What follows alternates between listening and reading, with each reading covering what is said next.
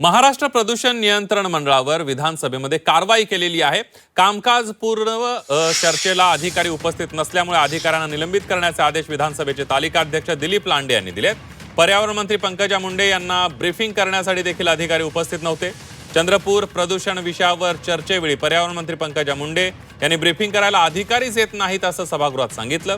विशेष म्हणजे संबंधित अधिकाऱ्यांना फोन करून बोलावलं होतं तरीही अधिकारी उपस्थित राहिले नाहीत असं मंत्री पंकजा मुंडे यांनी सांगितलं आणि त्यानंतर दिलीप लांडेंनी अधिकारी निलंबनाचे आदेश दिलेत। या प्रकरणी पर्यावरण विभागानं कारवाई काय केली याची माहिती सभागृहाला देण्याचे आदेशही त्यांनी दिलेले आहेत। आणि याविषयी अधिक माहितीसाठी जाऊया थेट आपले प्रतिनिधी कपिल राऊत आपल्या सोबत आहेत। कपिल, आपण बघतोय एकीकडे प्रदूषण वाढतंय, दुसरीकडे अधिवेशनामध्येच अधिकारी गैरहजर राहतात, मंत्र्यांनी फोन केला तरी अधिकारी गैरहजर राहतात। आता कारवाईचा बडगा उगारण्यात आलाय।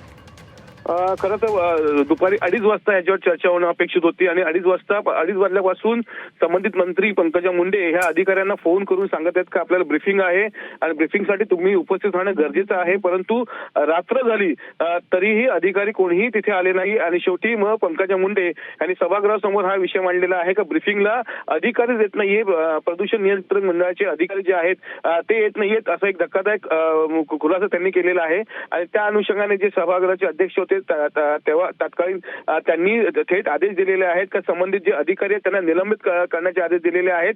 आणि त्याचबरोबर पर्यावरण विभागाला उद्या तुम्ही काय कारवाई केली याची अवगत करण्यासाठी सांगितले, सभागृहाला अवगत करण्याचे आदेशही दिलेले आहेत। त्यामुळे हायस्ट लेवलच्या अधिकाऱ्यांवरती ही कारवाई होणार आहे। 2 ते 3 अधिकारी यामध्ये नक्की निलंबित होणार आहेत। आणि सर्वात महत्त्वाचं म्हणजे प्रदूषण सारखा विषय जो आहे, जो सध्या गंभीर होत चाललाय, मुंबई असो अनेक ठिकाणी हा विषय गंभीर होत असताना अशा प्रकारे मंत्र्यांनी फोन केल्यानंतर ही अधिकारी गैरहजर राहतात विधान भवनामध्ये, सभागृहामध्ये। ही मोठी बाब समोर आलेली आहे आणि एकंदरीत विसंगती दिसत आहे मंत्र्यांमध्ये आणि अधिकाऱ्यांमध्ये।